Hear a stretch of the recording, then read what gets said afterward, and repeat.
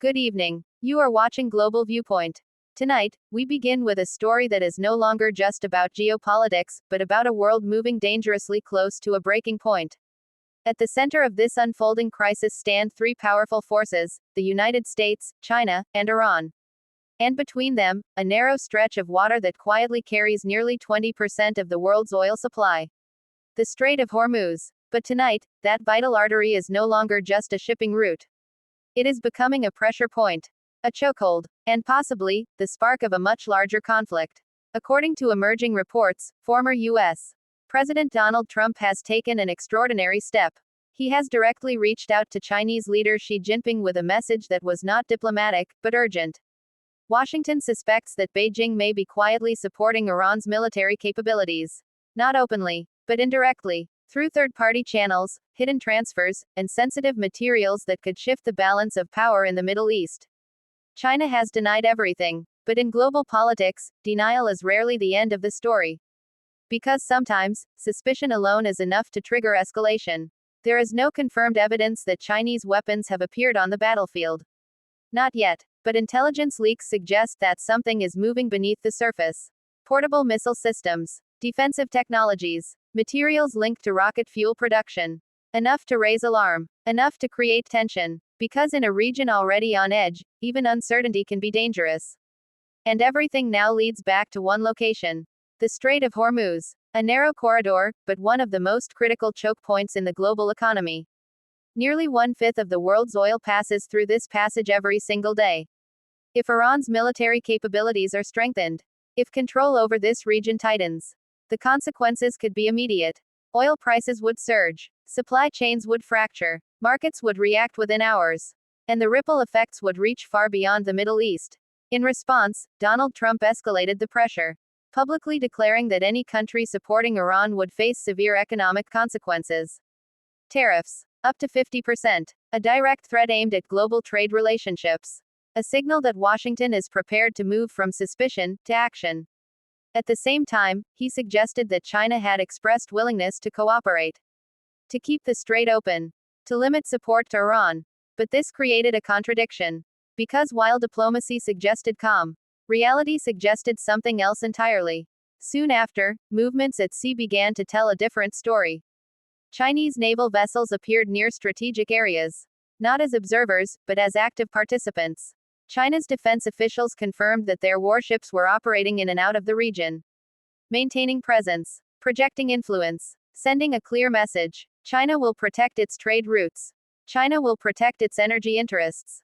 And Iran is part of that equation. This is where the situation becomes truly dangerous. Because both sides believe they are acting defensively, China sees its actions as protecting economic lifelines. The United States sees them as strategic interference. Two completely different narratives, colliding in the same space. And the margin for error is shrinking.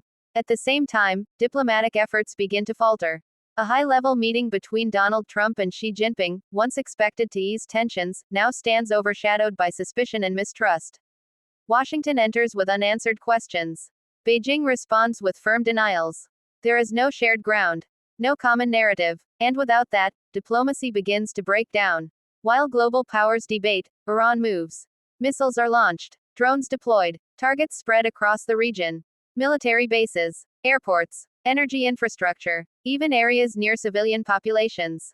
The strategy is not focused on one point. It is spread out, continuous, unpredictable, forcing opponents to defend everywhere at once. Defense systems across the region begin to show signs of strain. Interceptor stockpiles are rapidly depleted. Resources are stretched thin. Pressure builds with every passing day. And the attacks do not stop. They evolve, they adapt, they expand. At the same time, a new battlefield quietly emerges. Cyber warfare. Across the United States and its allies, critical infrastructure comes under attack. Energy systems, banking networks, hospitals, data centers, all targeted simultaneously. These attacks are not random. They are coordinated, decentralized, difficult to trace. Multiple groups operating at once. No central command, no clear signature, just disruption, system overloads, data breaches, operational shutdowns. But destruction is only part of the objective. The real goal is information. By penetrating these systems, attackers gain insight into how entire networks function. Energy flows. Security protocols. Infrastructure vulnerabilities. This is not just attack. It is preparation. Meanwhile, beneath the surface of the Strait of Hormuz, another threat begins to emerge. Naval mines. Not widespread, but precisely placed. In narrow passages where ships are forced to pass. Each one an invisible danger. Forcing vessels to slow down. To reroute. To hesitate. Iran does not need to fully block the strait. Instability alone is enough. When uncertainty rises, markets react. Oil prices fluctuate. Shipping costs increase. Insurance premiums surge. And the impact spreads far beyond the region. The skies above the Middle East begin to shift as well. Missiles and drones move through airspace used by civilian aircraft. Not targeting them directly, but creating an environment that is no longer safe. Airlines respond immediately. Flights are rerouted. Distances increase. Costs rise. Schedules collapse. The global aviation network begins to feel the strain. Because this region is not isolated. It is a major transit hub. When it becomes unstable, the entire system adjusts. And once again, the effects ripple across continents. Iran's strategy becomes increasingly clear. They do not need total dominance. They only need to create risk. Uncertainty. Because in global systems, fear spreads faster than force. Then, the situation reaches a turning point. The United States launches targeted airstrikes deep inside Iranian territory. Not widespread bombing, but precise strikes. Focused on strategic infrastructure, missile systems, military facilities, command centers. The objective is clear: disrupt Iran's ability to respond, before escalation spirals out of control. Iran reacts immediately. Air defense systems activate. Military forces mobilize. Warnings are issued. Tehran declares that any base connected to the strikes will become a legitimate target. At that moment, the line is crossed. This is no longer in direct conflict. This is direct confrontation. And now, the world begins to feel the weight of what comes next. All attention returns to the Strait of Hormuz, the most dangerous point on the map. Nearly 20% of global energy supply flows through this narrow passage.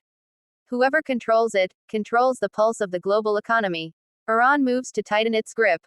Naval patrols increase. Surveillance expands. Every vessel is monitored. Every movement tracked. This is no longer observation.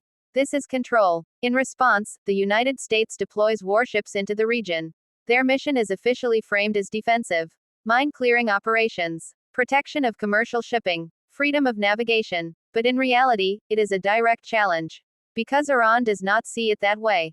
To Washington, this is a right. To Tehran, it is a violation. Two realities. One narrow space. And that is where the danger lies. Because when both sides believe they are justified, there is no room left for compromise. The situation now rests on a fragile line. Unwritten, but understood. A radar lock could be seen as a threat. A maneuver could be interpreted as aggression. A single miscalculation could trigger a chain reaction. Military analysts begin to speak more openly. Not about possibility, but about probability. Because once direct strikes have occurred, the cycle changes. Action, response, retaliation. Each step faster than the last. Each decision heavier than the one before. At the same time, the global system begins to strain. Oil markets fluctuate. Shipping costs rise. Insurance premiums surge. Investors react. Supply chains tighten. The pressure builds quietly, but relentlessly. Because this is not just a regional conflict. It is a global pressure point. And the greatest risk is not intention. It is loss of control. Because wars do not always begin with decisions. Sometimes, they begin with mistakes. A misunderstood signal. A delayed response. A moment of hesitation, or overreaction. And once that moment arrives, there is no turning back. Tonight, the world stands at a crossroads.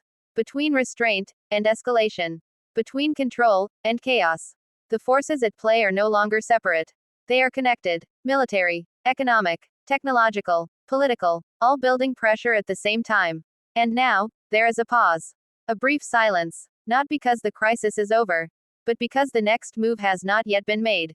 And in that silence, one question remains. Will diplomacy return, before the next escalation? Or has the world already moved too far to turn back?